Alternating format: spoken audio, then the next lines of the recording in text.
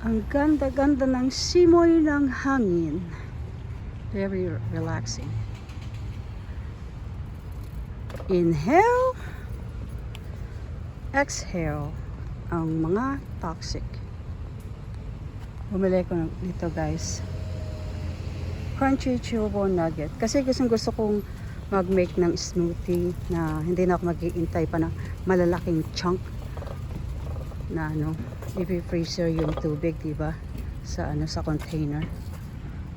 Tapos baka mabali yung blade ng ng blender ko.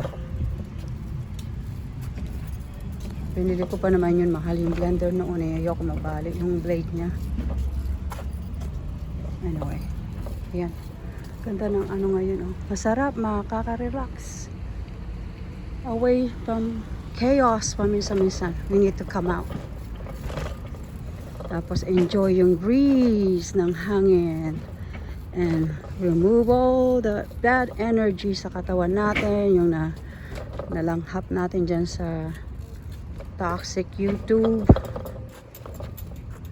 Okay. Teka muna. Dandala ko ng dandala. Oh. Kaya nakaka-relax. Relax. Ayan oh, bag ko oh. Louis Vuitton yan guys. Hindi ako mahilig sa expensive no. Paborito ko backpacks. Bagpacks. Tama ba yan? Bagpacks? Yeah, tama. Yan. Hindi ako mahilig sa mga expensive. Ang dami ko mga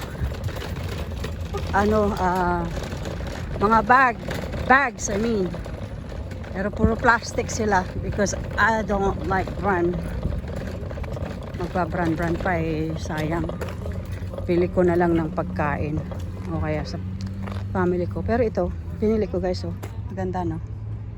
Diba? Sarap ng simoy ng hangin ngayon. Nakaka-relax. Ganda dito, oh.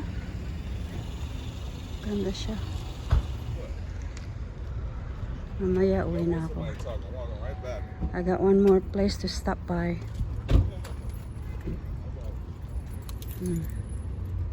Nagda-drive si Binat. Yes, I am Binat. Oh, bakit? Lahat naman tayo eh may katuksoan na pangalan. So, I am proud to say I am Binat. Ito, ilagay ko na to. Okay guys, enjoy your day. Wala man ako pinamili oh. Ah, ito pala yung keyboard oh. Bumili ko ng keyboard guys. Look. See? Meron akong keyboard na maliit. Very, very smaller than this. And I can take it anywhere. Sa maski saan lupalop, no? Wag lang sa hell. I don't belong there. Ayan oh. Binili ko yan, laruan ko. Minsan naman kailangan spoiled ko rin sarili ko. Pero may limit ako guys, okay? Hindi yung spoiled na to the max na nagsasayang ng pera. Mga gadgets ko lang na kinakalikot ko para masaya naman ako, no? Siyempre, pag tumutulong sa mga tao, sa mga family, kailangan paminsan-minsan bigyan din ng pagka-spoil ang sarili, pero meron limitation. Hindi porke over to the max ang pag-spoil sa sarili, mamaya naubos yung pera. Mabilis ang maubos ang pera guys. Napakabilis. We gotta be careful how we spend our money. Mamaya yung iba mawala ng trabaho, anong mangyayari na, diba? We gotta make sure meron kang iba back up. It's nice to give, but you have to make sure na if you lose your job, you don't rely on anybody else to take care of your bills.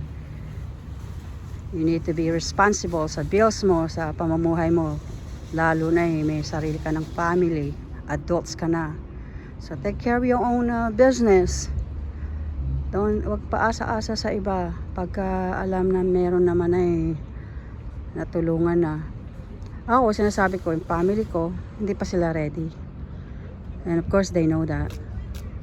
So, I meant to say sa family ko sa Pilipinas, they know that. So, pagka kailangan din nila maging responsible sa sarili nila. Which is soon pagka nakakuha na sila ng maganda-gandang trabaho. Little by little, slow, ano lang yan. Small baby steps, di ba? O yan ay Amazon na pero wala akong, UPS, wala akong binili dyan.